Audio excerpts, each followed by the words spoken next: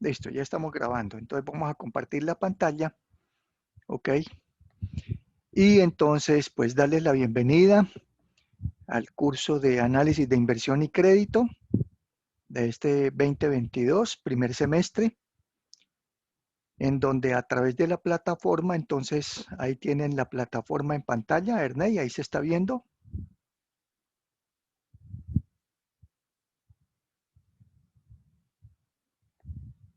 Se está viendo la pantalla, por favor. Sí, señor. Ah, bueno, ok. Por ahí ya nos está acompañando alguien más.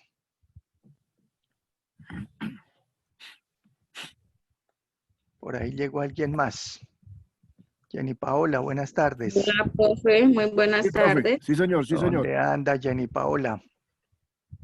Aquí en Bucaramanga. Ok, Jenny, bueno, listo, bienvenida. Si nos conocemos, Jenny Paola, Sí, sí, señor. ¿sí?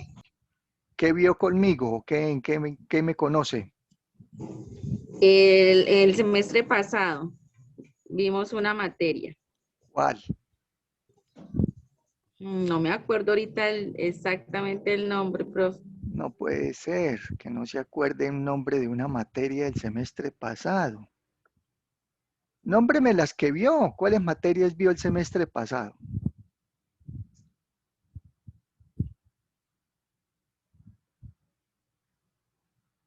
Ya le digo.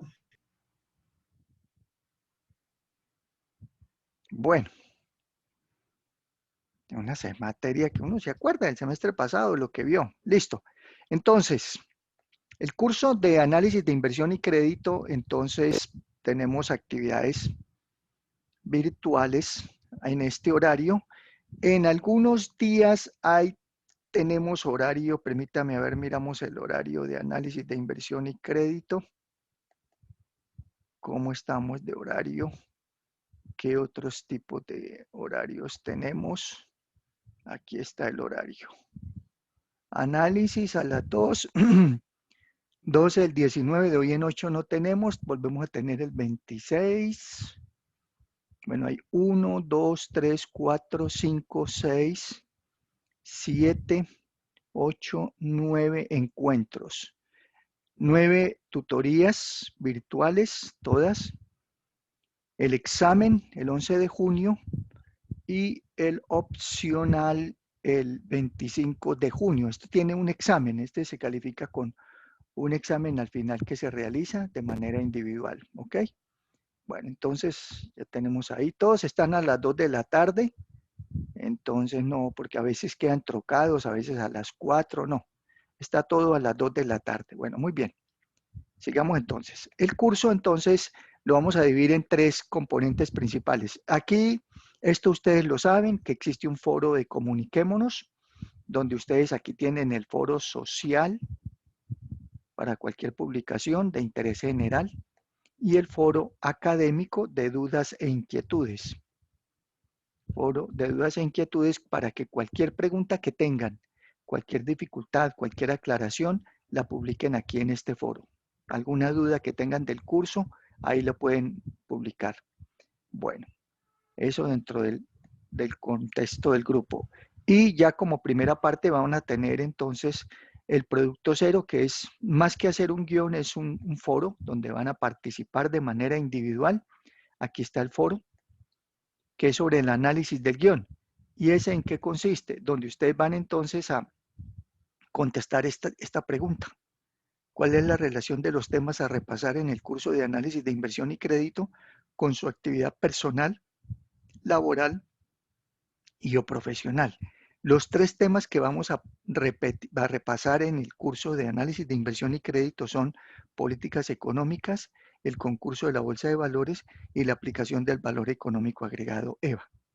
Esos son los 3 grandes grupos o temas o capítulos que vamos a abordar y que tienen que escribir en este foro una explicación con un ejemplo práctico de su relación, la relación que ustedes tienen en sus actividades personales, laborales o profesionales con cada uno de dichos temas. Entonces, ¿en qué me puedo beneficiar? ¿En qué relaciono mi trabajo, mi actividad personal con la política económica, con el concurso de bolsa de valores y con el tema del EVA. Eso lo tienen que escribir en un máximo de 150 palabras por cada tema.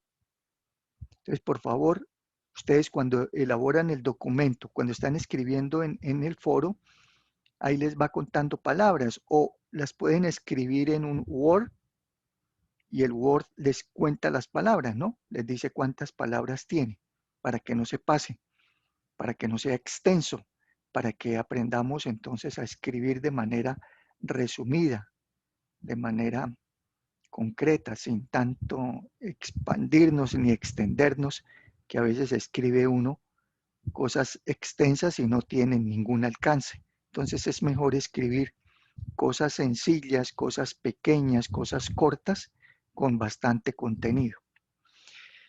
Y adicionalmente debe realizar un comentario. Todo esto es individual. Este foro no es en CIPAS, esto es individual.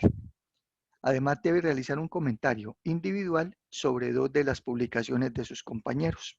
Entonces, si ustedes revisan ahí en el foro, aquí pueden hacer la respuesta, responder y entonces escriben sobre los temas que consideran de cada uno de ellos su aplicación, ¿no? Que no se pase de estas palabras. Y en la medida en que sus compañeros vayan publicando, entonces entran a 2 de ellos, 2 máximo, y hacen comentarios sobre lo que sus compañeros escribieron.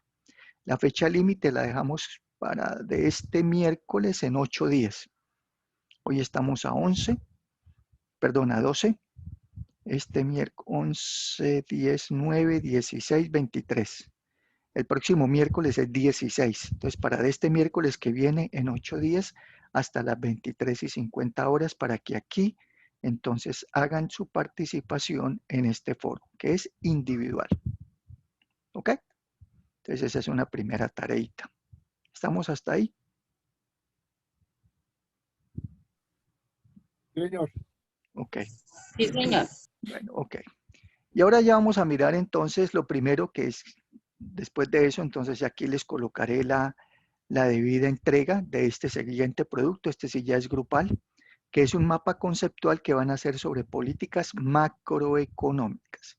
Entonces vamos a hablar sobre las políticas macroeconómicas. Yo voy escribiendo por aquí en un Word los temas y ustedes, por favor, entonces, para que no se pierdan, vayan a ir haciendo lo mismo. Van a ir escribiendo ahí en sus cuadernos, donde quieran, tener la información, ¿no? De lo que vamos a trabajar, lo que vamos a empezar a mirar de las políticas macroeconómicas. ¿Listo? Bueno. Entonces, análisis de inversión y crédito.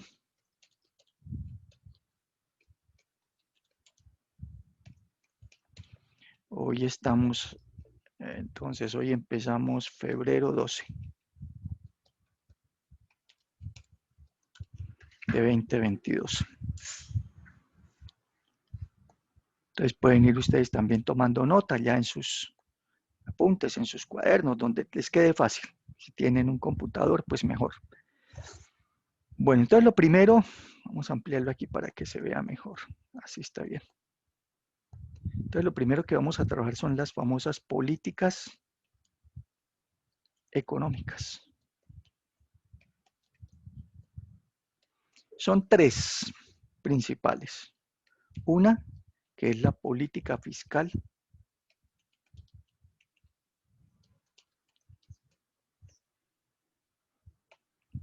Segundo, la política monetaria.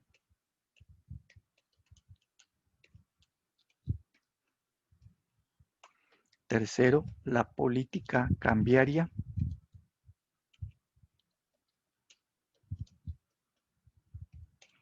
Y cuarto, la política de comercio exterior.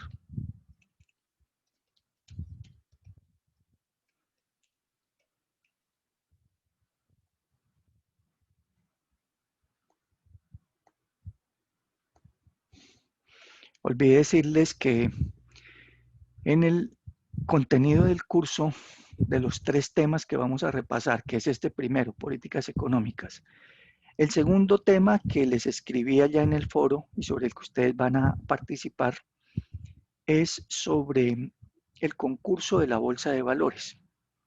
Ese es un concurso, como su nombre lo dice, donde ustedes entonces de manera grupal, CIPAS, se reúnen para que hagan una entrega de manera diaria en unas fechas que ya vamos a acordar en qué fecha sería. Tentativamente sería la tercera, cuarta semana del curso de las tutorías. Sería ya por allá para el 19 es un sábado, 20, el 21 de abril, más o menos, 20 es un sábado, un domingo, perdón, 21 de marzo. En esa semana del 21 de marzo podrían ustedes estar participando en el concurso. Es un concurso entonces de bolsa de valores donde yo les voy a explicar qué es lo que van a hacer. Les doy una plantilla y ustedes entonces todos los días, de lunes a viernes, me van a remitir las jugadas. Jugadas quiere decir las compras y ventas de acciones a partir de una plantilla que yo les facilito y de unas explicaciones obviamente que les voy a dar para que sepan cómo hacer esa inversión. Entonces, y esa es una nota, ese concurso. Y la nota pues se va a dar de acuerdo al orden en que quede. Entonces todos los días va a haber un resultado. Quién quedó de primero por mayor rentabilidad, segundo, etcétera. Y según el orden, la nota se va a distribuir. Y así se hace durante cada uno de los 5 días y al final la nota pues será el promedio de la nota que sacaron diariamente. ¿Ok? Entonces es una participación porque como el tema es análisis de inversión, vamos a aprender a invertir, por lo menos en acciones. Y eso es de acuerdo con los resultados de la bolsa de valores para que vayamos a ir pensando en eso. Entonces será por allá, que les dije, por allá el 21 de marzo, ¿ok?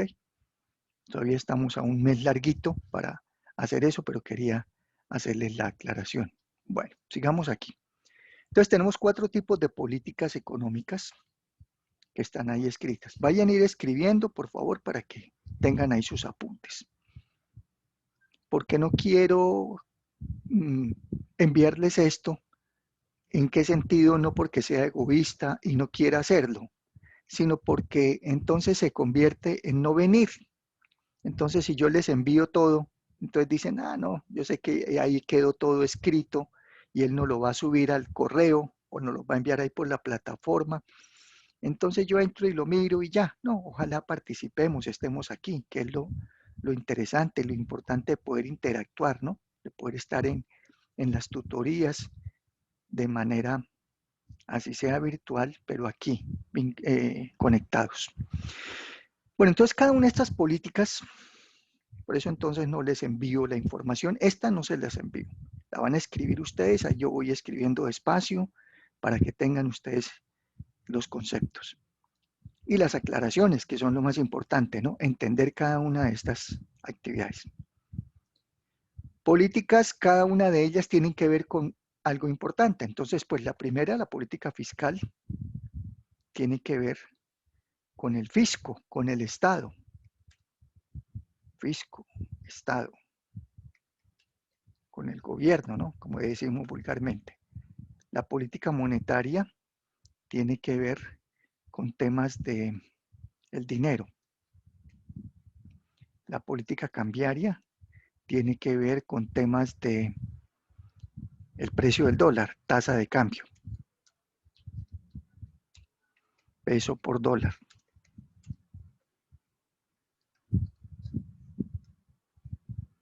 Y la política de comercio exterior, pues tiene que ver, como su nombre lo dice, con los temas relacionados con el comercio exterior, que son exportaciones e importaciones.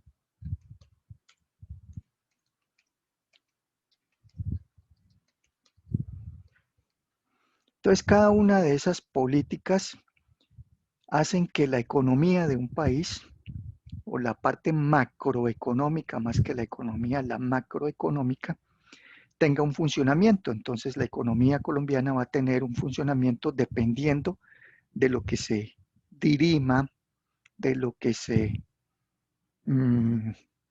promulgue, legisle, implemente, controle a través de esas políticas. Bueno, entonces vamos a ver la primera, política fiscal.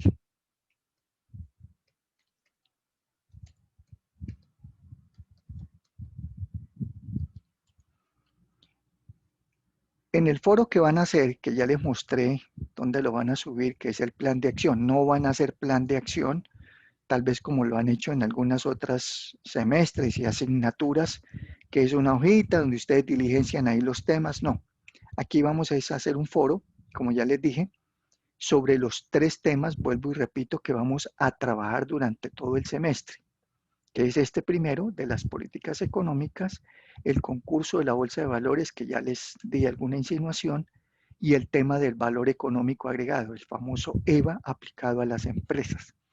En ese último tema, yo les doy también la información de unas empresas, empresas de Colombia, información financiera, para que ustedes lo apliquen. También vamos a tener una plantilla en Excel donde ustedes van a aplicar y van a hacer los análisis. Entonces, sobre este tema de políticas económicas, aparte de poderlo entender y vincularlo al foro, en el foro tienen que hablar de los 3 temas, ¿no? Según su percepción personal, laboral y profesional, cómo que lo relacionan, ¿no? Con sus actividades. En políticas económicas van a entregar aquí un trabajito de manera en CIPAS, como les dije, en donde van a buscar, yo les voy a decir eso como les queda ya, yo les escribo el detalle, pero les anticipo, van a buscar una noticia económica en un periódico, en una revista, pues obviamente en internet, en cualquier medio de comunicación oficial, ¿no? En las cámaras de comercio, en los fondos o federaciones del país, en, ¿qué más? Entidades del Estado, DANE, Banco de la República, DIAN, ministerios, bueno, todo lo que sea fuente de información oficial, ¿no? No fuente de información ahí pirata ni nada por el estilo. En donde buscan una noticia económica que se relacione con alguna de las que vamos a ver. Y van a identificar, corresponde a esta noticia que encontré en tal fecha. Yo les voy a decir en qué fecha para que no sea una fecha muy antigua, sino una fecha más bien reciente. Yo se los doy en su oportunidad. Eso todavía no, hasta que no veamos por lo menos los dos tipos de políticas, ¿no? Hoy vamos a alcanzar a ver de pronto 1:30, o si alcanzamos las 2 primeras y la otra semana, o cuando nos toque la próxima tutoría, vemos las otras 2. Entonces ustedes identifican a qué política corresponde, a cuál de las 4, y por qué corresponde a una de esas 4. Y si corresponde a una de esas 4, ¿cuál es el alcance, no? ¿Qué análisis le hacen? Bueno, ok, entonces para que vayamos a ir teniendo idea de ese trabajo que está para después. Entonces, en tema de política fiscal, les digo que todo es todo lo que tiene que ver con el fisco o con el Estado. Entonces, aquí vamos a tener ingresos y egresos del Estado. ¿Listo?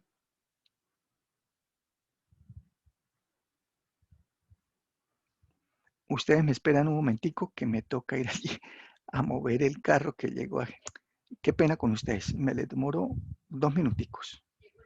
Ya, ok, Tranquilo, profe, hágale. ya vengo. Qué pena con ustedes. Listo, profe.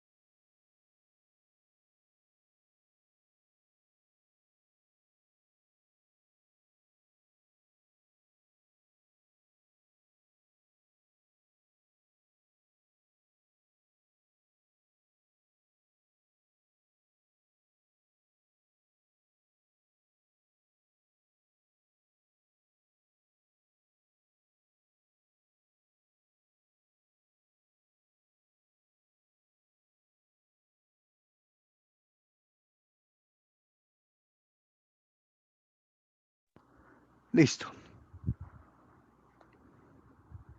Oh, ya no. ¿Aló? ¿Me escuchan? ¿Aló? Sí, señor. Ok, gracias. No pausé la grabación. Ah, pausé fue la pantalla. Bueno, listo, no importa. Ahí queda un pedazo en la grabación sin hacer nada. Entonces, la política fiscal tiene que ver con eso, ingresos y egresos del Estado, ¿ok? Todo lo que se maneja a través de la función pública. Se nos fue Ernei. Su merced, ¿dónde trabaja? Profe, yo trabajo con una fundación Sí. que se llama Fe y Alegría, Ok. Ok. la parte de educación. ¿Eso queda en el norte, esa fundación, si mal no recuerdo, no? Sí, tenemos una sede pues que se trabaja con primera infancia. Yo trabajo con primera infancia, que es ahí en el bienestar, Sí. y también tenemos colegios. Ok. Pero eso es estatal, ¿no? ¿Eso es público? Sí, esto es público, sí, señor. Ok. Bueno, entonces, su merced pertenece, vea, cuando vaya a escribir en el foro, pues hace relación. Mi tema de manejo laboral tiene que ver con el fisco porque yo pertenezco a una fundación que es del Estado, bueno, y todo lo demás, ¿no? Entonces tiene que ver con los ingresos y egresos del Estado. Entonces resulta que todo el manejo público, entonces lo vamos a dividir aquí en los ingresos que son de dos tipos principalmente, ¿no? Ingresos tributarios, no tributarios, ahí llegó otra vez Ernei, no tributarios e ingresos de capital.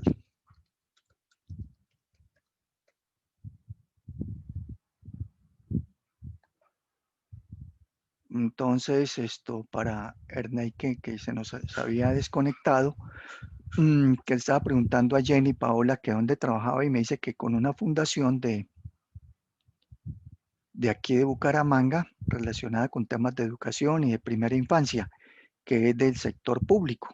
Igualmente, Ernei, según entendí el semestre pasado que nos comentaba, él trabaja todavía con la alcaldía. ¿Todavía está en la alcaldía, Ernei, o está ya en otro lado?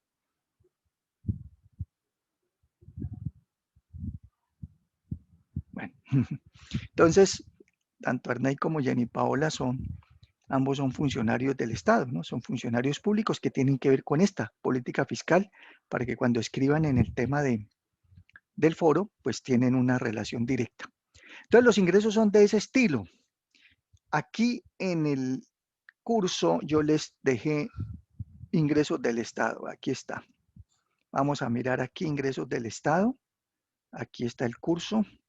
Y ahí tienen ustedes un enlace para que puedan acceder a que revisemos en qué consiste, cuáles son esos ingresos del Estado. Entonces le damos clic allá a ese enlace y ahí están. Bueno, es que yo los dividí en tributarios y no tributarios. Los ingresos del Estado tributarios y no tributarios son los que hacen parte de los ingresos corrientes. Entonces, los corrientes, ahí están, tributarios y no tributarios. Y los recursos de capital. Entonces, son primero dos grandes grupos, ¿no? Perdón, vamos a devolvernos. Los dos grandes grupos de ingresos son corrientes y recursos de capital. Ingresos corrientes, entonces aquí. Ingresos, estos tributarios y no tributarios son los ingresos corrientes.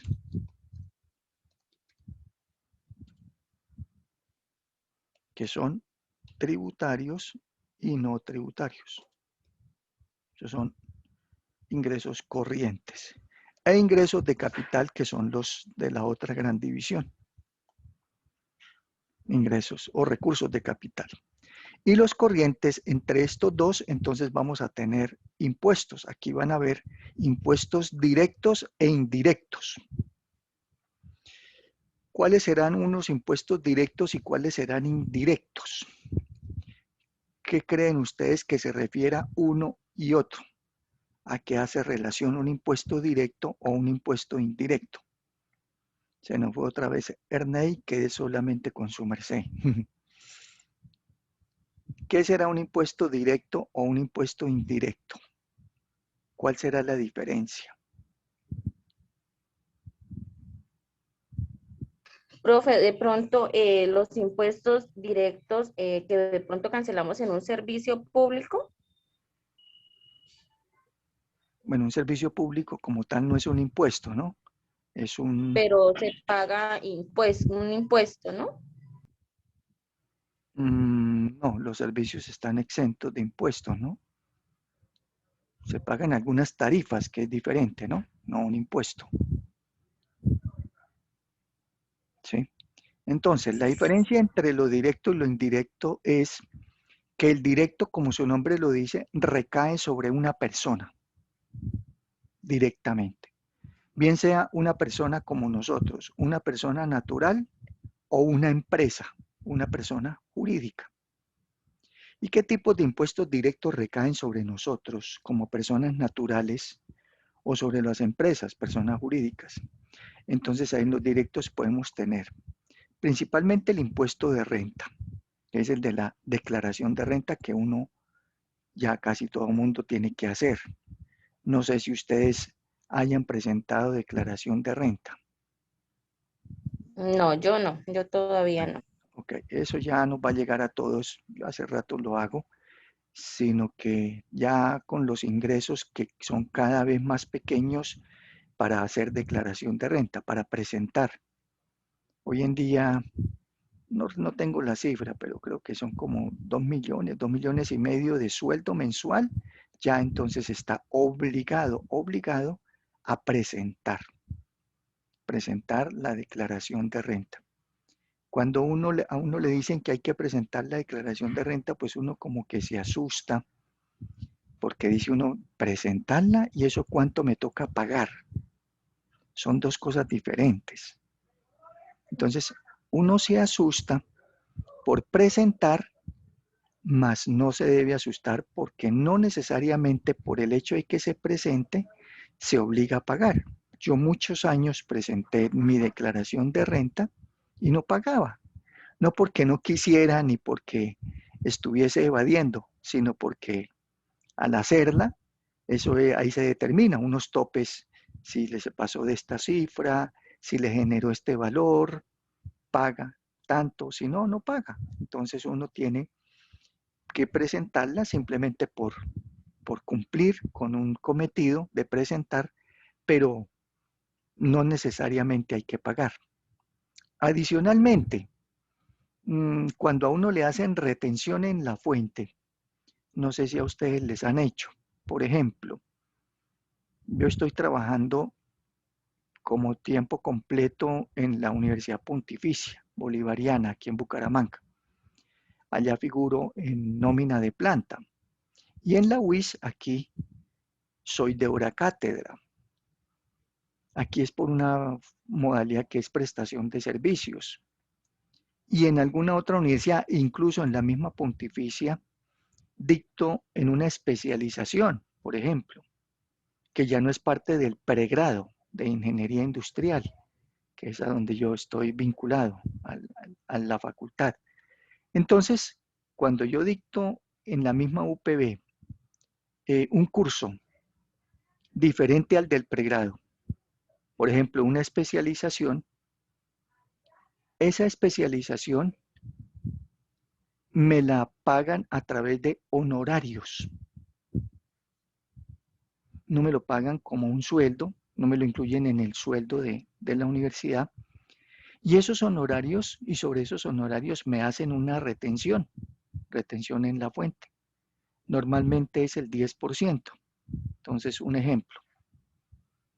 Me pagaron 100 pesos de un ingreso de honorarios. Sobre los 100 pesos me retienen 10. Entonces, a mí no me entregaron 100, me entregaron 90. ¿Ok? La universidad se queda con los 10, pero la universidad no se los queda. Esos 10 pesos la universidad se los tiene que devolver a la DIAN. Esos no son de la universidad. Entonces, cuando a ellos le devuelven esa plata a la DIAN, hacen una declaración de retención, dicen, hacen la relación, 10 pesos que se le retuvieron a Luis Eduardo Suárez por concepto de honorarios sobre el valor inicial de tanto. Entonces, cuando yo vaya a presentar mi declaración de renta, yo ya tengo unas retenciones en la fuente, que no las pagué yo, la pagó la universidad, pero me correspondían. Entonces, ya me las descontaron. Es decir, ya pagué un impuesto. Ahí ya tuve un pago de impuesto con esos 10 pesos. Y cuando vaya a hacer mi declaración de renta, según el impuesto que me salga, descuento esos valores. Entonces le digo, señor Dian, tengo que pagarle 30 pesos, un ejemplo. Ya hay una retención en la fuente de 10, entonces no le pago sino 20. ¿Ok? Entonces muchas veces las retenciones en la fuente que le hacen a uno, por ejemplo en mi caso, varias veces me hacen retención, entonces cuando yo hago la declaración de renta, el impuesto que voy a pagar cruzado contra las retenciones en la fuente que me han hecho, no significa que tenga que pagar. Entonces muchas veces paso sin pagar o paga uno una cosa pequeña, pero ya lo fue pagando durante todo el año. ¿Ve? Eso es. O, vuelvo y repito, unos topes que dan para que presente la declaración, pero no para que pague, dependiendo ya entonces de las condiciones. Entonces el principal impuesto directo es ese, la declaración de renta, el impuesto de renta. ¿Quiénes hacen impuesto de renta? Ya les dije, personas ya con un sueldo superior a un tope, no sé, 2,5 millones, 3 millones mensuales, ya obligado a presentar declaración de renta. Y sobre eso le van a mirar cuánto paga. Ahí hay unas tablas. Entonces, ingresos pequeños, pues pagos pequeños, ingresos altos, pagos altos. Ese es el principal impuesto directo. Y no es solamente de nosotros como personas, también de las empresas. Las empresas también hacen declaración de renta. Entonces, según la declaración de cada empresa, sobre eso que saquen ahí, que estipulen, también tienen que hacer pagos. Impuesto directo. ¿Qué otro impuesto directo hay? El impuesto de bienes. Entonces tenemos el impuesto predial. Usted tiene una casa, tiene un apartamento, tiene una finca, tiene cualquier bien inmueble, se obliga a pagar un impuesto que es el impuesto predial, ¿cierto? Aquí en Bucaramanga el impuesto predial ya nos llega desde enero y nos dan una primera fecha de pago hasta el 31 de enero con descuento. Y después dan otra fecha en febrero con otro descuento más pequeño y así sucesivamente. Y en cada ciudad y en cada municipio se sacan los impuestos prediales. No sé, Ernei, allá en el Peñón, ¿qué fecha tienen de pago de impuesto predial? ¿Hasta cuándo tienen plazo para pagar?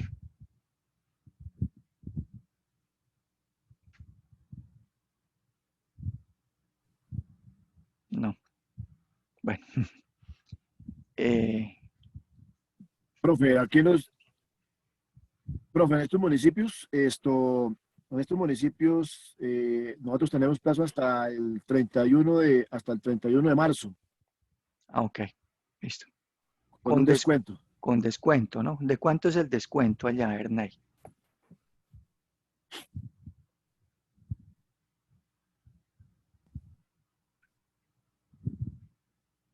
Ernei, ¿de cuánto es el descuento? El descuento es del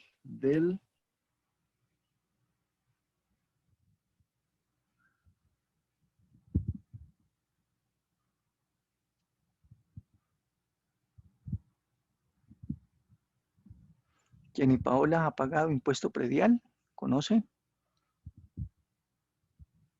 No, profe, Ok, aún no. ok. Bueno, aquí en Bucaramanga, entonces, creo que el descuento hasta el 31 de enero era del 15%. Ya después en febrero será del 10%, en marzo será del 5% y en abril ya no habrá descuento. Entonces, así son que se funcionan los impuestos de tipo predial, ¿no? Y cada ciudad, cada municipio tiene unas fechas diferentes. Por ejemplo, sé que en Bogotá el impuesto predial con descuento llega y se paga es por allá en mayo, abril, mayo. Ese es todavía más adelante. Bueno, entonces tenemos el impuesto de renta, el impuesto predial. Otro impuesto directo es el impuesto de vehículo. Usted tiene una motocicleta, tiene un carrito, tiene cualquier medio de transporte y sobre eso hay que pagar unos impuestos. Entonces está el impuesto municipal y el impuesto departamental. Entonces aquí en Bucaramanga por vehículos paga uno el municipal donde está inmatriculado el vehículo. Aquí puede estar matriculado con placa, mejor dicho, la placa de Bucaramanga, de Florida Blanca, de Piedecuesta o de Girón. Entonces se paga ese impuesto en el municipio donde está matriculado. Y se paga el impuesto de rodamiento a través de la gobernación del departamento de Santander. Ese es otro impuesto directo, ¿ok? Recae sobre las personas. Son bienes que se tienen. También las empresas. Las empresas también son dueñas de predios, pagan impuesto predial. También son dueñas de vehículos, pagan impuesto vehicular. Entonces, directo quiere decir que recae sobre las personas. Otro impuesto directo, aquí lo vamos a mirar, entonces, aquí están, por ejemplo, los impuestos directos. Vea, impuesto sobre la renta, que es el de la declaración. Este de la equidad, este quedó ya abolido. Era contribución empresarial a la equidad. Ya había una sobretasa a la contribución empresarial a la equidad. Se creó hace un par de años atrás, pero ya se fue diluyendo y ya no se aplica. Impuesto para preservar la seguridad democrática, impuesto al patrimonio. Este es un impuesto que es este mismo sobre la riqueza. Entonces este lo pagan las personas o las empresas que registren un patrimonio bastante alto. Entonces hay un tope mínimo y a partir de un tope, aparte del impuesto de renta, el de declaración, pagan un impuesto al patrimonio, impuesto a la riqueza y el monotributo, que fue uno que se creó también hace un par de años, que era como el de los negocios pequeños, ¿no? Informales, muy semejante aquí al de la declaración de renta. Y los impuestos Profe, el indirectos, impuesto, el de vehículo, ¿cómo es? vehicular, sí ¿El de los señor. vehículos es vehicular? Sí, impuesto sobre vehículos, sí señor. Ese es, ese es Listo, profe, aquí, gracias. ese es aquí sobre los bienes, sobre las cosas directas, ¿no? Es parte aquí de estos directos. Indirecto, el impuesto indirecto, el principal de todos es el IVA, valor económico agregado. Aquí está, impuesto sobre las ventas. Eso es lo que hay aquí, mire. Impuesto de timbre nacional. Timbre son unas estampillas, ¿no? Cuando se va a hacer algún contrato. Un timbre para salir al extranjero, explotaciones. El gravamen, vea, este es el famoso 4 por 1000. El 4 por 1000 es un impuesto indirecto. Gravamen al movimiento financiero, al turismo, impuesto nacional al consumo, que es el que nos cobran en los restaurantes y en los sitios de consumo de bebidas y de alimentos.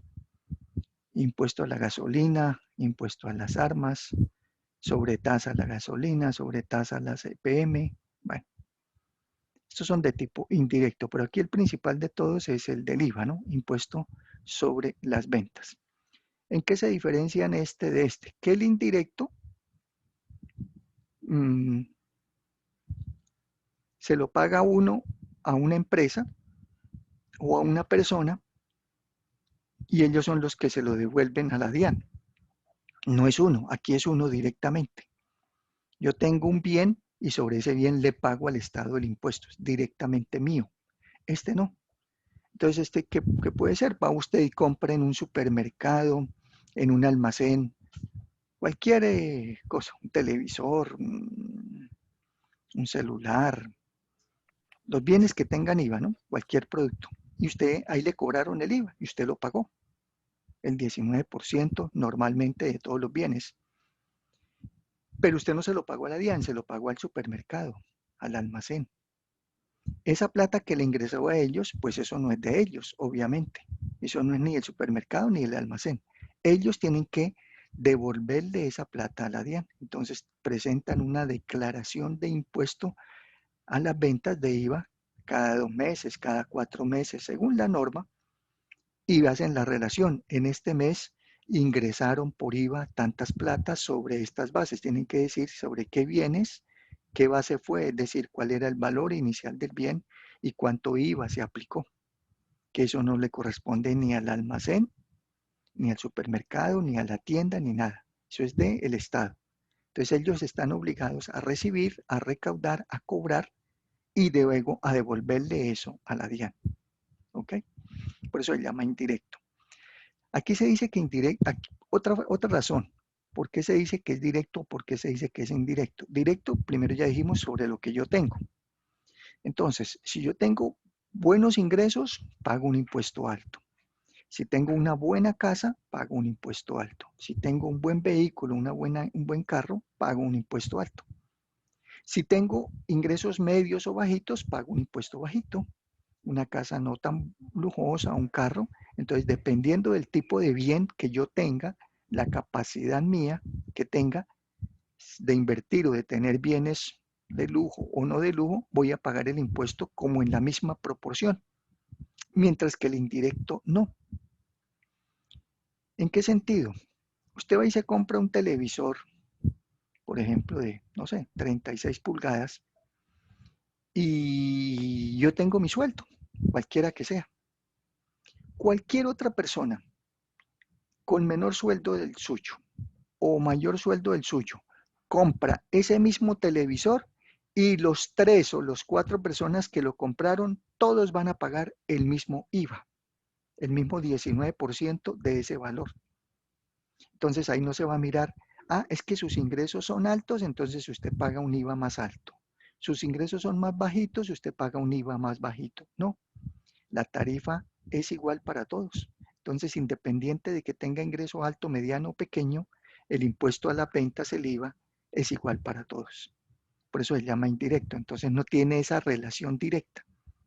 Incluso hay ejemplos que dicen que hay ejemplos que dicen una persona gana, no sé, 50 millones en el año, un ejemplo. O póngale un sueldo de 4 millones mensuales, 48 millones en el año. Y a veces se pagan IVAs muy superiores a eso, por tantas compras o tanta inversión que realizó. Entonces no hay una proporción entre lo que uno tiene de ingresos y lo que se paga porque uno lo paga y no se da cuenta. Y usted muchas veces fue a un supermercado y no se dio cuenta cuánto le cobraron. Cuando usted mira en la lista y si se da cuenta en la tirilla, al final le dice valor de los bienes gravados. Y si hay una tarifa del 19, le dice con tarifa del 19 y pagó de IVA tanto. Habrán otros bienes que no están grabados en el 19%, tienen un porcentaje de grabación menor. Hay unos del 6, del 10, del 5, dependiendo del tipo de bien. ¿Ok? En el IVA también hay unos que son exentos y otros que son excluidos. ¿Ok? Los exentos son los que tienen tarifa 0%. Entonces, hay productos que se venden al público y no tienen IVA, 0%, y son exentos, diferente de excluidos. Exento quiere decir que su tarifa es del 0%, pero que esa empresa que vende ese producto con 0% de IVA, porque así lo determina la norma. O sea, la empresa no es que diga qué tiene y qué no tiene IVA. Hay una norma que le dice si tiene o no tiene, ¿no? Hay una clasificación de cuáles sí y cuáles no. Entonces, si usted tiene un producto que está elaborando y ese producto se vende exento de IVA, se vende 0% de tarifa de IVA, pero usted para producirlo, para elaborar ese producto, o cuando lo compró, o cuando tuvo que hacer el proceso de adquisición, compró una materia prima y la materia prima que compró sí tenía IVA, pues diferente. Compró una materia prima para hacerlo. No sé, voy a inventarme algo. Voy a hacer sillas de madera.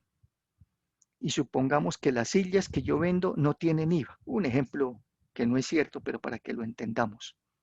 Está exento de IVA, 0%. Pero necesito comprar pintura, pegante, madera, puntillas, lija para hacer la silla. Y eso que compro, esos insumos sí tienen IVA. Entonces le digo a la DIAN cuando presente mi declaración de renta, DIAN, vendí estos productos y están exentos de IVA, 0%, no tienen IVA. Entonces no le tengo que devolver a la DIAN nada porque las personas me pagaron lo que yo les dije que costaba. 100 pesos y me dieron 100. No les dije 100 pesos más 19 de IVA. No, no tienen IVA. Pero lo que yo compré, señora DIAN, le dice la persona, lo que yo compré de madera, de pintura, de laca, de pegante, de puntillas, eso que compré me cobraron IVA. Entonces, cuando la persona, la empresa, hace la declaración de impuesto de IVA, le va a decir a la DIAN, ¿valora girarle a la DIAN de IVA? Nada, porque lo que vendí no cobré porque no tiene, está exento. Menos valor que ya pagué de IVA y entonces hace la relación, todo lo que pagó por IVA en los insumos que compró. Y entonces le dice a la DIAN, señores DIAN, tengo un saldo a mi favor. Todo lo que pagué de IVA suma tantos pesos, menos todo lo que vendí de IVA, no tenía nada de IVA, entonces no tengo ningún valor, 0 pesos. Entonces, la diferencia entre lo que pagó de IVA con lo que vendió, que no tiene ninguna devolución, es decir, todo lo que pagó por los IVAs de los insumos de esas materias primas, le queda como saldo a favor de su empresa, de su actividad, y le pide a la DIAN devolución de esas platas. ¿Ve?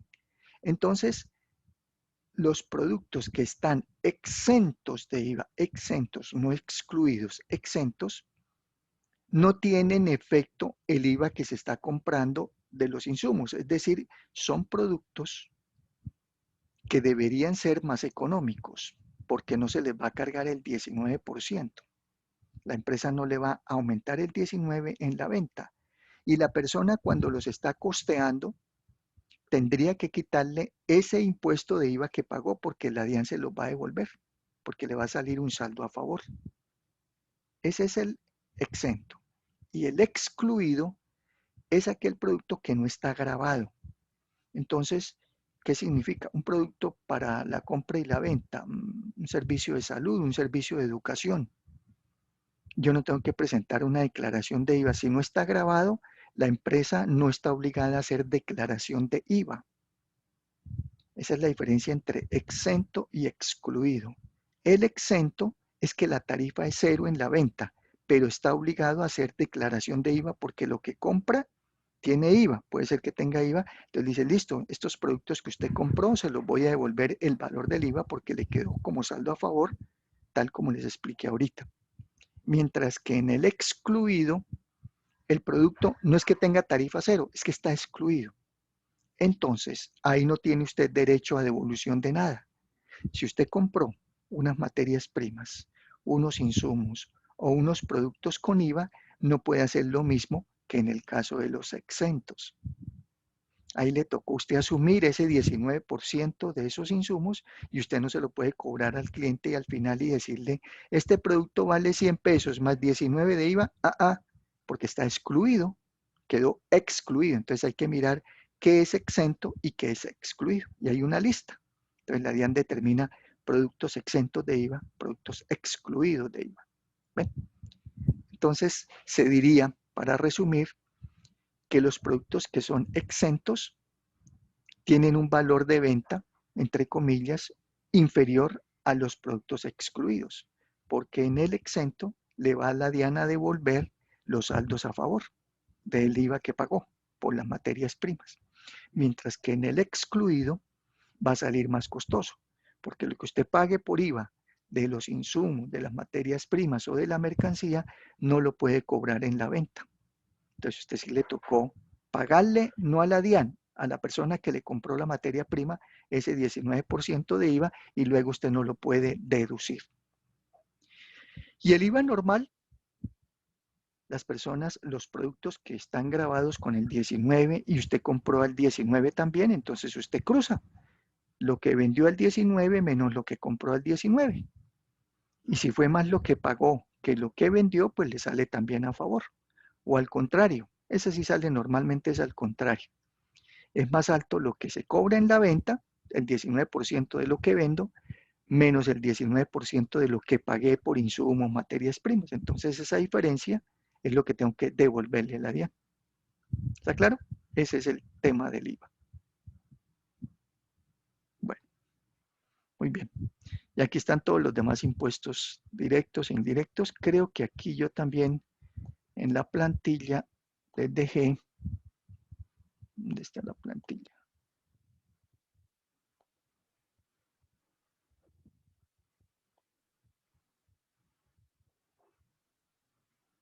Ahora la perdí.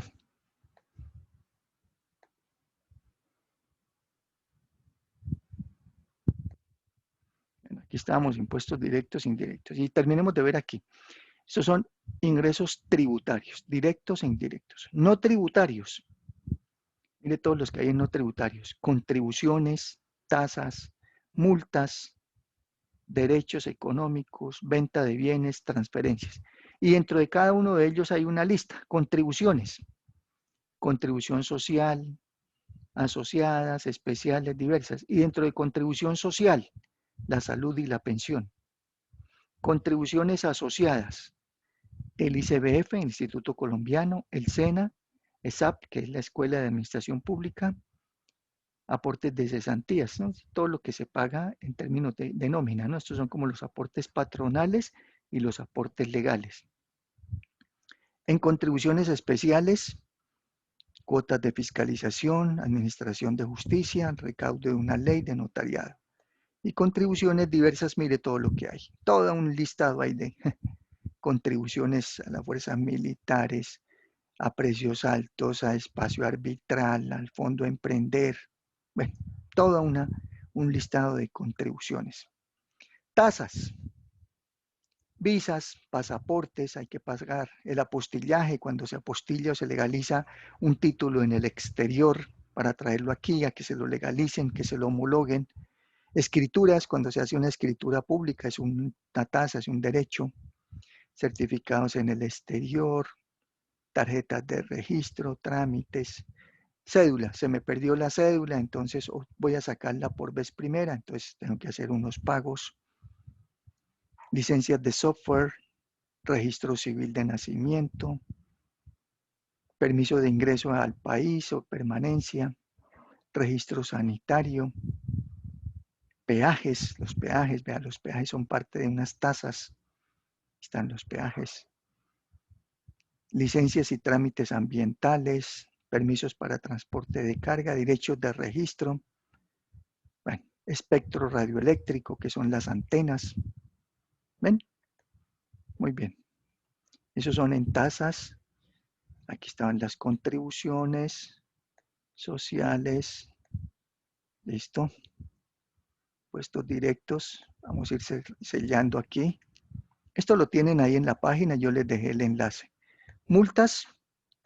Multas, infracciones, zona francas, comparendos. Todos los, ¿cómo se llaman? Los, sí, comparendos por multa de un semáforo, de un accidente, etc. Sanciones tributarias, cambiarias, aduaneras.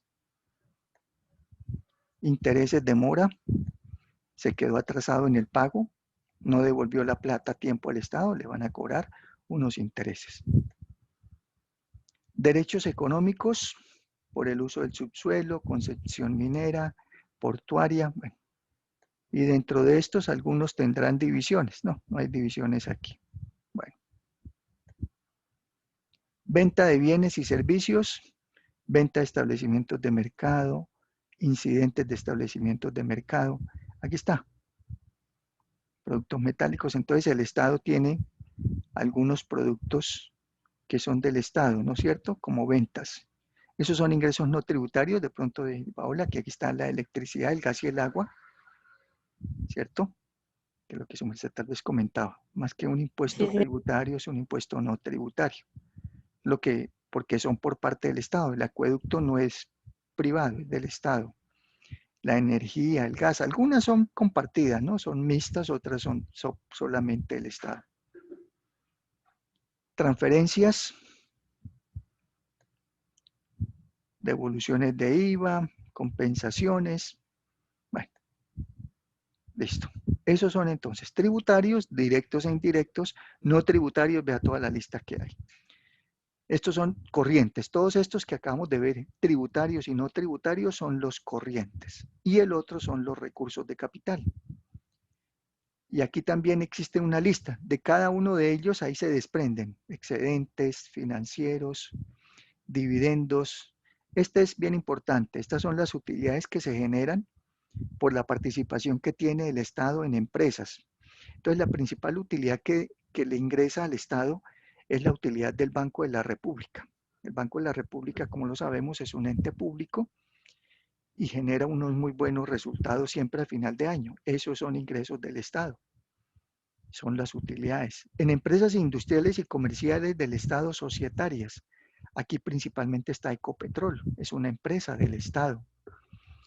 El Estado tiene el 88% de las acciones de Ecopetrol. Entonces, para el año pasado, las utilidades de Ecopetrol fueron bien importantes, pues porque el precio del crudo se subió bastante a raíz de la escasez que hubo a nivel mundial y de las dificultades, pues hay que sabemos, ahorita se está diciendo que puede llegar otra vez a más de $100 el barril, cuando estuvo en 30, 40, 50 dólares. Y según el precio del crudo, que Colombia exporta crudo, es que se arman los presupuestos de Colombia. Entonces, Colombia cuando arma el presupuesto del año siguiente, para este año 2022, presupuesto de la nación, tiene en cuenta un precio. Dice, el crudo este año puede estar en tanto. Creo que el del año pasado lo proyectaron a 60 dólares el barril. Y ya vamos casi en 100, vamos en 90 y pico este año. Entonces, muy seguramente, el presupuesto de este año del Estado se hizo con base en un precio del crudo mucho más alto de 60. No sé en cuánto estaría. Ahorita miramos algunos detalles. Sociedades de economía mixta. Entonces también donde participa el Estado. Bueno, industriales, la diferencia entre la primera y la segunda. Estas industriales del Estado es donde el Estado es el 100% el dueño. Los acueductos, los alcantarillados, algunas empresas de servicio público, de transporte, que es dueño 100%. La energía a veces es compartida, es parte privada y parte pública. Esa sería mixta, economía mixta. Ecopetrol es aquí, economía mixta. Muy bien. Aquí también tenemos no controladas en el exterior, controladas sociedades públicas. Bueno. Entonces, todo esto son excedentes financieros que se reciben como recursos de capital. Dividendos, ya lo miramos. Utilidades del Banco de la República. Bueno, ese era el que estábamos viendo ahorita. Traslados de fondos, rendimientos financieros, créditos, diferencial cambiario. Son como inversiones que se tienen y que generan algunos rendimientos. Rendimientos financieros de la entidad o por préstamos. Y los créditos.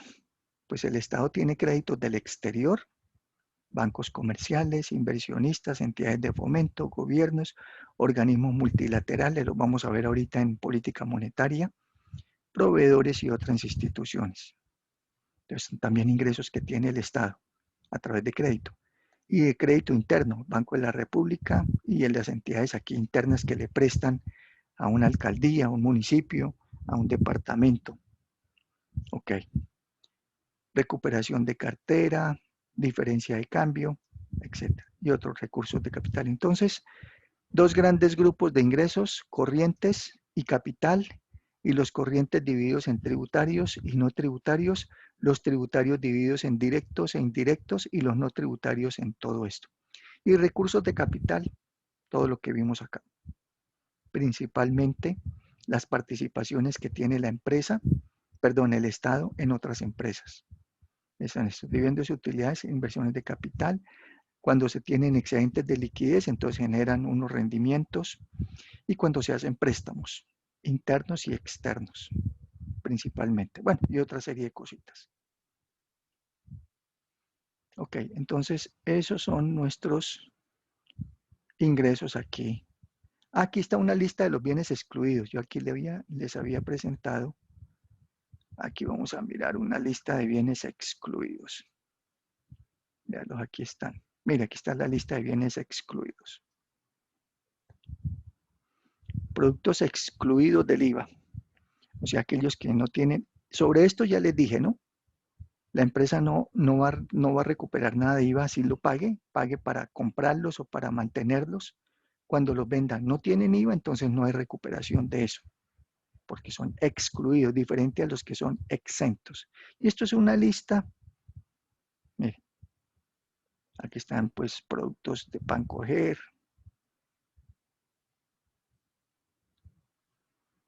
Bueno, ahí la tienen ustedes, es una lista bastante extensa. Está la energía, vean. Es un producto exento, excluido, ¿no? Exento no, estos son excluidos. Excluidos de IVA. Bueno, ahí tienen para que revisen cuáles son esos. Todas estas numeraciones corresponden a lápices, vean, son excluidos.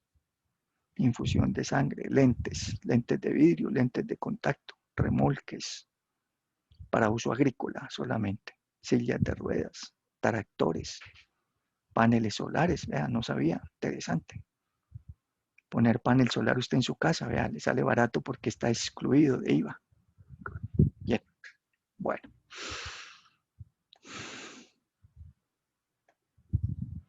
Eso lo tienen ahí ustedes en la página, ¿no? Bienes excluidos, ingresos del Estado.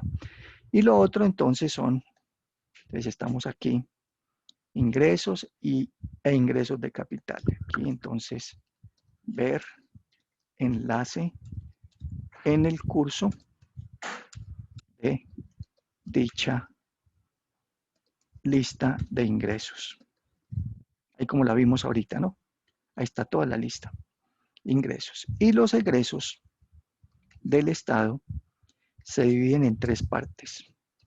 Gastos de funcionamiento,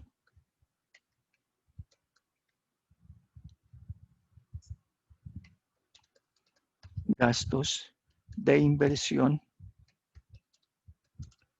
y gastos de atención de la deuda.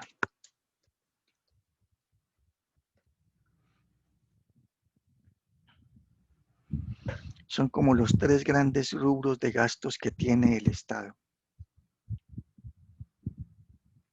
¿Saben distinguir esos tres? Sí. ¿A qué se refieren?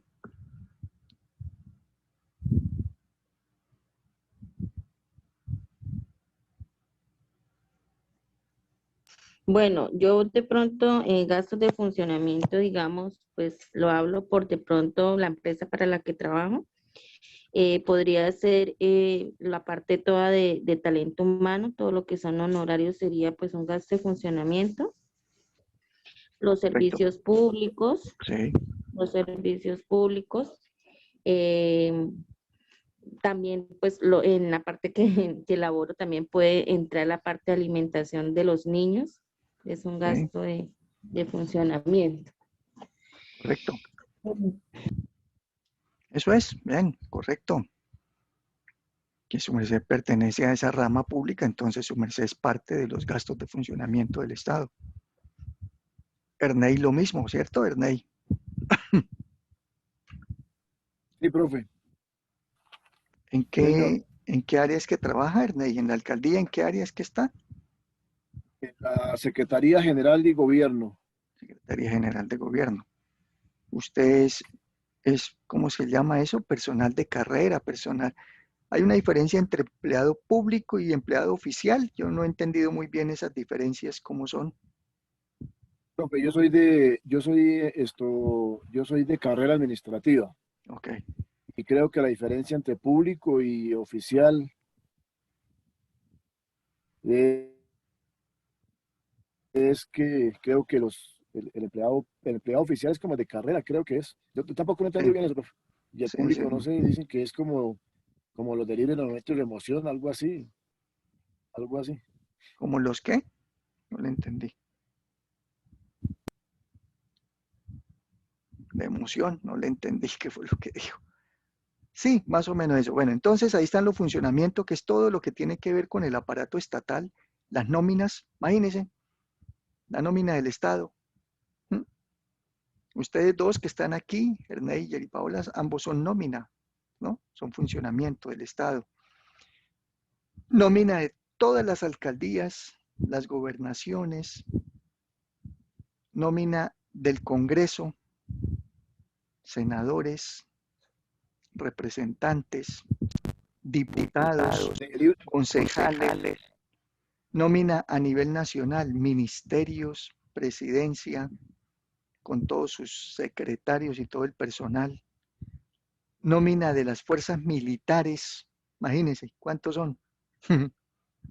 Ejército, aviación, armada,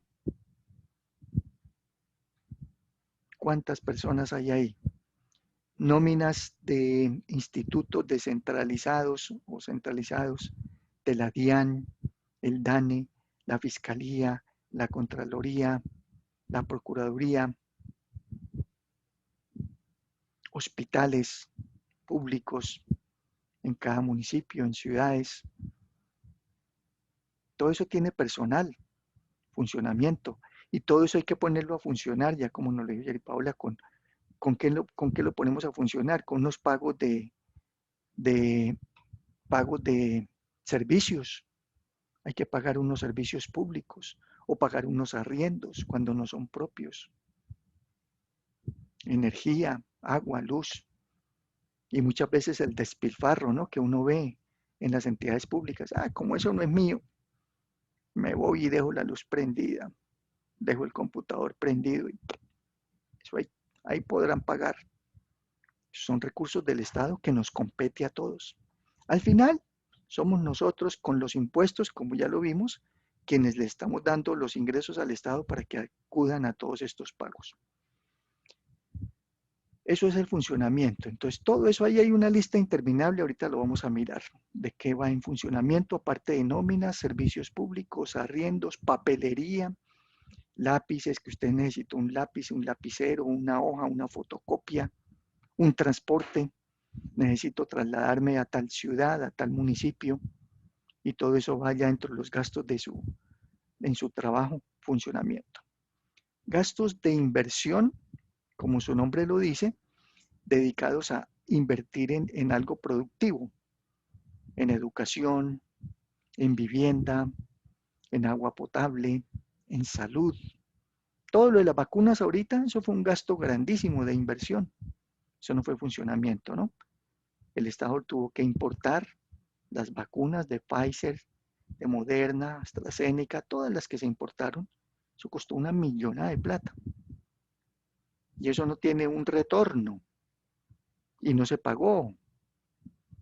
Algunas empresas supe que las compraron como para asegurarles a sus trabajadores la vacuna y que pudieran regresar a sus trabajos. Entonces, en regiones muy apartadas donde de pronto la vacuna se demoraba mucho en llegar y habían empresas importantes en la región, las empresas compraron los derechos de esas vacunas, invirtieron ahí una plata. ¿A quién se la compran? Pues a través del Estado, a las entidades oficiales que realizan ese tipo de importación.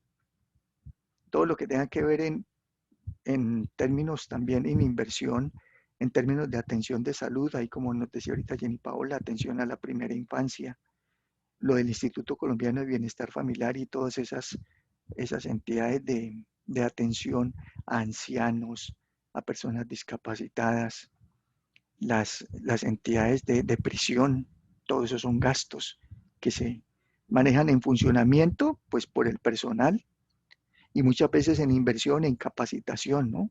En tratar de que esas personas se reviertan a la sociedad, ¿sí? Se les pague un tratamiento como centros de alcohólicos, de drogadicción, bueno, tantas cosas que hay, ¿no? Muy bien. Y los gastos de inversión, pues obviamente también invertir en carreteras, en vías, en infraestructura, invertir en educación, que tiene muchos colegios o escuelas o universidades públicas. Aquí donde estamos, en la UIS. La UIS, los gastos de la UIS, parte son funcionamiento porque son personal, pero laboratorios, investigación, proyección social, todo eso es gasto de inversión y lo hace el Estado a través de la UIS. Entonces ahí hay un gasto importante. Y gastos de atención de la deuda, que es el último que aparece acá, ese se refiere a lo que el Estado, como ya dijimos, dentro de los ingresos de capital, como miramos ahorita, en esos ingresos de capital habían unos créditos que les hacían entidades tanto extranjeras como locales. Y esos créditos hay que devolver esas platas. Eso no es que le dieron a la alcaldía de Bucaramanga o de El Peñón o cualquier entidad, le prestaron una plata y chévere, ya, no. Esa plata hay que devolverla. Entonces eso es lo que se llama atención de la deuda. Hay que devolver el capital y los intereses de esa plata. ¿Ok? La pregunta aquí es, ¿cómo están distribuidos esos tres gastos? ¿Qué porcentaje creen ustedes que en el Estado se va para funcionamiento? ¿Qué porcentaje para inversión? ¿Y qué porcentaje para atención de la deuda? Sobre un 100%, ¿cómo sería eso? Así no me lo digan exacto, ¿qué creen ustedes? ¿Cuál es el de mayor gasto de esos tres? ¿O cuál es el del menor? El de funcionamiento puede ser el más alto. Sí, Jenny Paola, el de más alto de funcionamiento. ¿Sabe qué porcentaje es? Pues no, no, profe, pero pues 70 creo. deduzco que puede ser el más alto por lo que acarrea muchos gastos, ¿no? Correcto, sí. ¿Y cuál será el más bajito? De gastos de atención de la deuda. De atención de la deuda. Entonces, el más alto es el funcionamiento, sí, es más del 50% de los gastos del Estado, más de la mitad se va ahí. Y no es porque estén ustedes. Todo lo que vimos, ¿no? Pero ustedes hacen parte de esos, obviamente. Y el más bajito es el de inversión. Cuando en un país que se crea o se presuma de desarrollado, que tenga realmente crecimiento, debería ser todo al contrario. El más alto debería ser inversión y el más bajito debería ser funcionamiento. Pero en nuestro país es al revés. Eso no quiere decir que ya ustedes vayan a ser desempleados porque son de funcionamiento. No, no, no. No, es que así opera nuestro Estado, esa es nuestra forma de operar. El empleado es el mayor, el Estado es el mayor empleador en Colombia. ¿Cuántos empleados tiene el Estado? Sume todos los empleados que nombramos de todas esas entidades. Son miles, son millones de personas. Eso ninguna empresa los podría emplear. Entonces, listo, ahí hay un funcionamiento bastante alto, que implica unos gastos bastante igualmente altos. Vamos a mirar entonces cómo está la distribución en funcionamiento, inversión y atención de la deuda. Ahí mismo en la plantilla, en la plataforma, bueno, aquí está la clasificación del gasto público, página 42. Aquí está, página 42. Gastos de funcionamiento. Servicios personales son todas las nóminas, ¿sí? Todos los trabajadores públicos, incluyendo prestaciones, si alcanzan a leer. Bueno, eso lo tienen ustedes allá, ¿oyeron? Eso lo tienen allá en la... No me dejo ampliarlo. No me dejo ampliar para que lo vean un poquito más amplio, pero bueno, ustedes lo tienen ahí en la página. A ver dónde, no me dejo aumentarle el tamaño. Bueno, gastos generales, que es todo lo de servicios públicos, principalmente transferencias que hay que hacer. Ve, aquí están el SENA, el ICBF, Seguridad Social, cajas, todos los aportes.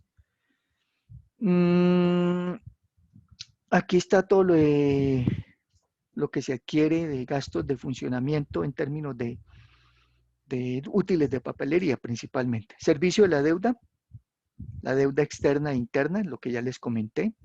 No solamente es la deuda, la amortización, sino también el pago de intereses y las comisiones. Y gastos de inversión,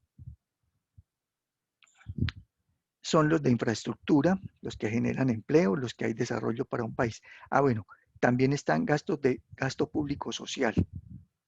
Aquí dice, es el caso de vivienda, saneamiento ambiental, agua potable, gastos destinados al mejoramiento del nivel de vida de la población menos favorecida. Estos gastos pueden ser parte de una inversión, porque si hace un acueducto es como una inversión. Lo que pasa es que se denomina público social. Incluso aquí en este público social, por ejemplo, ahorita con lo de las vacunas del COVID, eso se pueden considerar no de inversión, sino público social. Fue una necesidad sentida y no porque la gente no tenga cómo pagarlas, vuelvo y repito, porque si las hubiesen cobrado de pronto uno lo pagaba, sino que fue una calamidad pública a nivel mundial, entonces se hizo ese tipo de gasto público, ¿ok? De tipo social. Bueno, aquí están gastos militares, bueno, ok. Y el porcentaje que les iba a leer, por aquí lo tengo, yo lo saqué, cuánto porcentaje es de cada uno de esos gastos en comparación con el total. No, entonces debe estar acá. Ah, aquí está, en esta hojita en Excel. Distribución del gasto público, aquí está hasta el año 2018, no lo encontré, porque los últimos que salen no aparecen actualizados. Mira, ahí está una distribución del gasto. Venga, les muestro. Esto está en miles de millones de pesos. Funcionamiento, personal, generales, transferencias, todo esto es funcionamiento. Servicio de la deuda, donde dice servicio de la deuda, deuda externa, amortizaciones, lo que hay que devolver. Entonces ustedes ven aquí, deuda externa, 11.719 miles de millones, estos se leen 11.719.000 millones, de los cuales, mire lo que se pagó de la plata. Se devolvió de eso 5 billones y de intereses se pagaron 6 billones y la suma da esos 11.000 o esos 11 billones. Y deuda interna, ¿qué significa externa? Con entidades de fuera del país. Y ahorita en política monetaria les voy a mencionar algunas de ellas. Y deuda interna son con bancos aquí locales. Entonces, fuera del país, el gobierno se endeudó en 11 billones y dentro del país se endeudó en 42 billones. De esos 42 billones, 20, casi 5 se fue el valor del crédito. Es como cuando usted saca un crédito. Saqué un crédito de 100 pesos con un banco, con una cooperativa, con lo que sea. Le tiene que devolver al banco, a la cooperativa, los 100 pesos, más los intereses. Aquí están separándose. Donde dice amortización, ese es el valor que hay que devolver, el capital y los intereses. Entonces vimos aquí que intereses en la deuda externa fueron más altos que el capital. Bastante grande, ¿no? Y aquí en la deuda interna, 24 billones fue el capital y 17 billones fueron los intereses. Y mire la inversión aquí, 34, 35, etc. Entonces observan, funcionamiento, por ejemplo en el 2010, 114 billones, que es la suma de lo que está aquí. Es 21 más 7 más 83 más 1 más esto. Esto sumó 114 billones. Servicio de la deuda, 54 billones. E inversión, 34, 35 billones. Y aquí está en cada uno de los años. Este fue como el promedio de todos los 8 años. Y aquí están los porcentajes. Aquí está cuánto representa el funcionamiento sobre el total de los gastos con deuda. Cuánto representa el servicio de la deuda sobre el total y cuánto representa la inversión sobre el total. Mire, funcionamiento en promedio en los últimos años ha sido de casi el 54%. La atención de la deuda el 28% y la inversión el 18%. ¿Lo ven? ¿Debería ser esto? Al contrario. Esta inversión debería ser el primero y este gasto de funcionamiento debería ser el último. No porque ustedes no lo merezcan de estar empleado, no estoy diciendo eso, sino que deberíamos tener más destino de las platas del Estado a invertirla. Lo que pasa es que se invierte y ustedes ya saben lo que pasa. Imagínense, esta plata invertida 17 billones, 18 billones por año. Estos son billones, este es el porcentaje, perdón.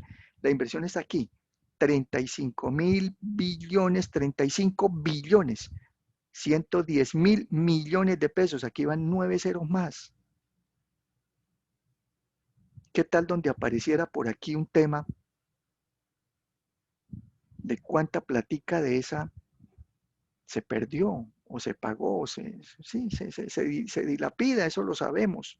Sabemos cuánta plata se pierde por, bueno, por todo lo que sucede, ¿no? Con la contratación con el Estado, que es de nunca acabar. Entonces, y aún así estamos vivos. El país no se ha acabado, no se ha quebrado, pero gravísimo.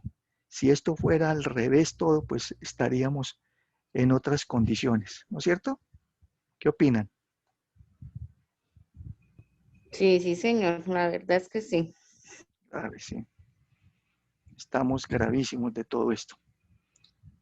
Podría uno mirar esos mismos gastos, por ejemplo, en Estados Unidos, en Alemania, en Francia, en Japón. Son al revés. La inversión está de primer lugar, pero que se vea, ¿no? Que se hagan las cosas. Porque aquí mucho para inversión y no sé allá en el caso de Erney, en el caso de aquí, de municipios aquí cercanos, como ya tal vez les he comentado en oportunidades anteriores, yo soy aquí de una provincia, como Santander está dividido en provincias, yo soy de la provincia de García Rovira. Yo soy oriundo de un pueblito que se llama Málaga, que es la capital de García Rovira. Pero pues tal vez muy pequeño me trajeron, porque que yo me acuerde haber vivido allá, no, pero mi cédula dice, nací en Málaga, sí, yo soy nacido allá. Y de vez en cuando voy, por ahí, no tan seguido. Y para llegar desde aquí hasta Málaga por tierra, se gasta unos 6 horas largas, carretera destapada, y son 120 kilómetros. Es como ir de aquí a San Gil o al Socorro, más o menos. Y aquí uno de aquí al Socorro se gasta 3 horas largas, ¿no? 3 horas y media. Y por este lado, para ir a una Málaga, me gasto el doble, porque la carretera está sin pavimentar, pero figura en el mapa vial, figura pavimentada. Y si ya figura pavimentada, entonces, ¿qué pasó? Que esa platica que han dado, y así cuántas, ¿no? Cuántas otras cosas suceden en nuestro país. Y la diferencia entre los ingresos y los egresos del Estado, aquí, ya para terminar la política fiscal, diferencias entre ingresos menos egresos genera o superávit, eso no se llama pérdida, sino se llama superávit, o déficit fiscal.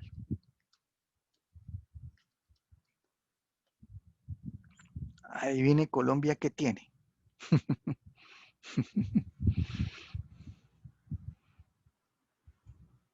¿Sí saben qué tiene Colombia? ¿Cuál de las dos palabritas tiene? Déficit, imagínate. Y, y ojalá, Déficit, Ernei, sí, lógico, todo está en... Ojalá, Ernei, déficit fiscal, pues. sí, señor, lógico. Ernei, ojalá usted que está allá en el Peñón y que tiene acceso, usted ahí en la alcaldía del Peñón, se averiguara cuánto es el déficit fiscal de su alcaldía, de ese municipio. ¿Cuánto es? ¿Cuánta plata le ingresa al año a la alcaldía y cuántos son los egresos, los pagos en el año? A ver qué déficit tiene. No para ahorita, para cuando pueda. A ver si consigue esa cifra. Y así todos los municipios, todos en déficit. Listo, profe. Sí, Solo, señor. solo supe el caso de Bucaramanga, que en un año lo manifestó el que fue alcalde, que dejó a la alcaldía con 100.000 millones de pesos en bancos. Pero bueno, él le tocó hacer un revolcón ahí en las finanzas aquí del Estado. Como él dijo, quitarle las chequeras a todos los políticos y a todos los concejales y toda esa gente. Bueno, entonces esa es una cuenta bien, bien complicada. Y aquí está el presupuesto del gasto público para nuestro país en este año. Mire, ya para terminar. Presupuesto de Colombia en el 2022. El presupuesto para este año es de 350.4 billones de pesos. Y aquí está para qué se va a distribuir. Mire, para pago de la deuda, el 20%. Para salud, el 12%. Para el Ministerio del Trabajo, el 10%. Para educación, 14%. Y ahí están todos los sectores. ¿Cuánta plata se destina para la policía, para Hacienda, transporte, fiscalía, justicia? Aquí donde dice otros sectores, aquí está la relación de otros sectores, que son los ministerios del Interior, Agricultura, Planeación, Registraduría, Presidencia, Contraloría, Comercio, Deportes, Congreso, DANE, Paz, Cultura, Función Pública, etc. Y el déficit fiscal en nuestro país, ese sí no se los copié ya, pero se los leo. Bueno, esto ya es lo que ya vimos, ¿no? ¿De dónde viene el dinero que usa el Estado? De los impuestos, de los tributos, del IVA, salud, todo esto ya lo vimos, ¿no? Aquí está, ingresos del Estado, impuestos nacionales, locales, seguridad, son los tributarios y los no tributarios de industrias, de Ecopetrol, de Isagen, de las participaciones en empresas, son los ingresos, y de algunas regalías que pagan empresas extranjeras por hacer explotación de crudo, de carbón, pagan unas regalías. El presupuesto general de la nación es una ley con una vigencia de cada año. Ingresos y gastos, lo que el gobierno planea gastar en un año en salud, educación, defensa, etc. El gasto también existe a nivel de los departamentos y municipios. Ellos tienen sus propios presupuestos aparte del... bueno, este es aparte del presupuesto, este es el del presupuesto general. Este es a nivel nacional. Este es el que se maneja a nivel centralizado en Bogotá. Y cada alcaldía y cada municipio pues maneja su propio presupuesto, obviamente. ¿Cómo se construye el presupuesto? Pues aquí hay formulan, aprueban, implementan, evalúan. Y están las fechas, cuando se formuló, cuando se debatió, cuando fue a firma presidencial y cuando se va a implementar. ¿Ok? En ministerios, bueno, muy bien. Y les estaba ahí comentando que el déficit fiscal, no, ese sí no se los copié acá, no, entonces vamos a anotarlo aquí en la hojita, ya para terminar. El déficit fiscal aquí lo tengo.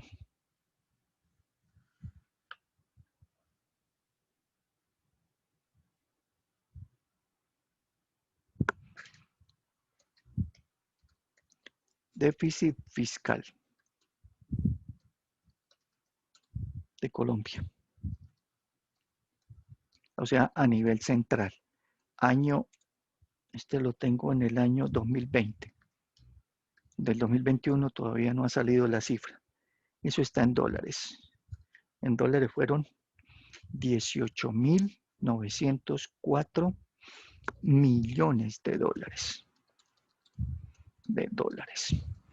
Yo lo trasladé a pesos equivalente en ese año aproximadamente a pesos 66 billones con doble puntico aquí. 66 billones 164 mil millones de pesos. Utilizando cambio a 3.500 pesos por dólar. Como está en dólares, nos tocaba pasarlos a pesos, ¿no? Entonces, este fue el déficit fiscal de Colombia en el 2020, esta pequeña cifra. 6.164.000 millones, quiere decir aquí faltan otros 6 ceros. Imagínense ustedes la magnitud de esa cifra. Y un tema final es la famosa regla fiscal. La regla fiscal en nuestro país ¿Qué es? Es que el Estado supuestamente no se puede endeudar en más de un porcentaje del PIB. Y la regla fiscal actualmente es que la deuda del país, debe ser menor al 71% del PIB.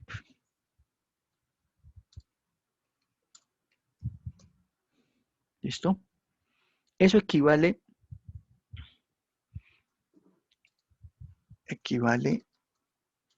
aproximadamente a 164 billones.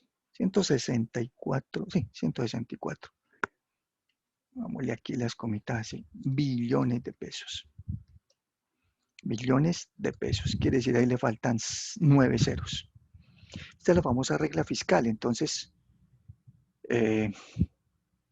ahorita pues por elecciones, no sé si está vigente lo de, ¿cómo es que se llama esto? Que no se puede contratar ahorita a nadie. ¿Cómo es que tiene ese nombre? ¿Cómo es que Ley se de llama? Ley de garantías. Ley de garantías. garantías, la famosa ley de garantías. Pero había escuchado que la habían eliminado, no sé si está vigente o si se está aplicando. No, profe, no la eliminaron.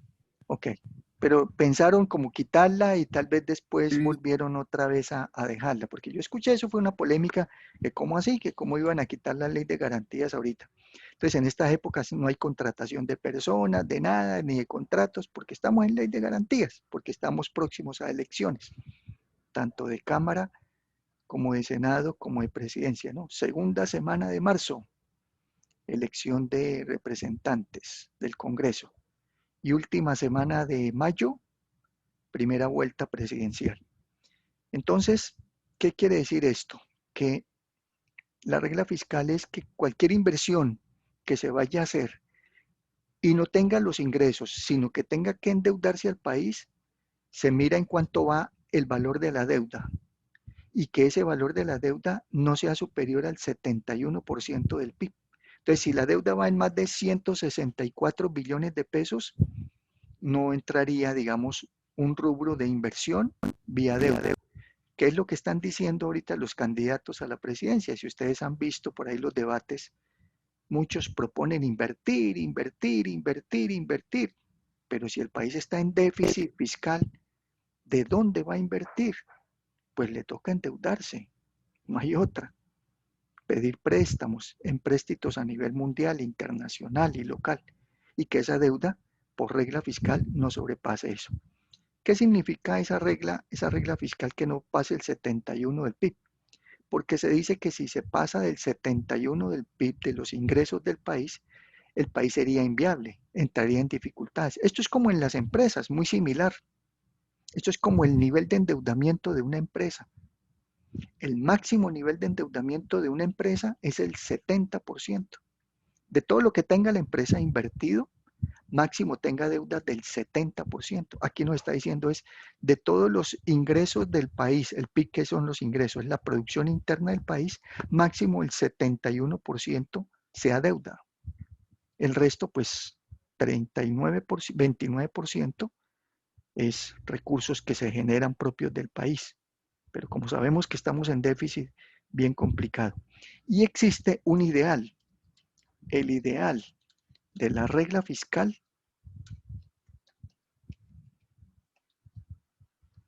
es que sea menor del 55% del PIB.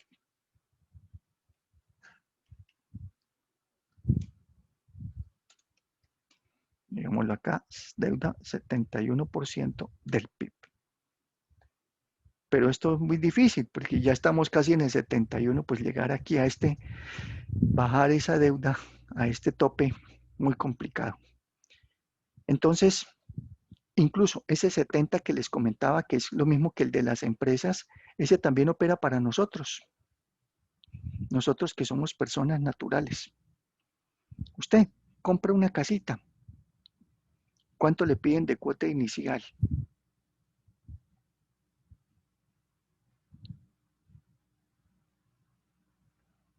¿saben? El 30%. Por eso usted se endeuda en cuánto entonces. Si le piden el 30%, ¿en cuánto se endeuda? El 70. el 70%. Eso es, Jenny Paula, eso es. Eso es lo que dice la regla fiscal, que lo que se invierta, lo que usted vaya a invertir en el Estado, en alguna obra, entonces que no se pase el 71 del valor del PIB. No le dieron el 70, le dieron un poquitico más, 71, pero es similar a eso. Usted va a cualquier obra en un proyecto de vivienda y averigüe. ¿Cuánto vale la casa, el apartamento? 100 pesos. ¿Y cuota inicial de cuánto? 30%. O sea, que de su platica tenga el 30, ni siquiera la mitad ni nada, el 30. Uy, pero ¿por qué tanto? ¿Por qué no me piden más poquito? Porque si la endeudan en más plata, va a estar en dificultad. No va a ser posible, no va a ser de pronto capaz de pagar el crédito. Eso mismo le pasa al país. Ese 71% que es la regla fiscal. ¿Listo? ¿Ok? Bueno, entonces dejamos por hoy aquí. Entonces, ustedes dos hoy ya tienen un puntico. Empiezan los punticos del amigo Ernei. Jenny Paola, ¿qué es el apellido? Riaño, Zafra, profe. Riaño. Zafra. Y ese Zafra es con Z, Zafra. Con Z, sí, señor. Señor, Zafra. Y Ernei. Me olvidó ahora el apellido del amigo Ernei. Telles Jerez. Telles Jerez. ¿Listo? Yo les dejo grabado esto, obviamente, y entonces ya pueden ir mirando lo del foro. ¿Vieron? Lo del foro que les comenté para que vayan a ir escribiendo ahí. Gracias, profe. Recuerden que en la participación en el foro es individual y que no se pase de la cantidad de palabras. Ustedes, como saben, Listo, perdón, profe, de muchas gracias. la cantidad de caracteres, mire, yo aquí sí yo quiero contar cuántos caracteres tengo. Mire, yo señalo todo lo que escribí hoy en Word y por aquí le digo revisar y le digo, no, revisar no es. Espéreme, ¿dónde estará el conteo de las palabras? Correspondencia. Bueno, aquí hay alguna que diga. Ahí en la parte de abajo dice Ah, sí, 138. 138 de tantas, pero yo les dije fue caracteres o palabras. No recuerdo si les dije fue caracteres o palabras. Permítame, revisamos aquí de una vez rápido. Aquí en el módulo producto cero. Aquí está el producto del foro. Sí, 150 palabras, correcto, no fueron caracteres. ¿Qué caracteres cada letra? Entonces yo señalé todo y le digo, vea, aquí ya llevo 147 palabras. Esto, por ejemplo, podría ser así, en esa cantidad, en ese párrafo, ahí están 3 párrafitos. Esa es una participación de un tema.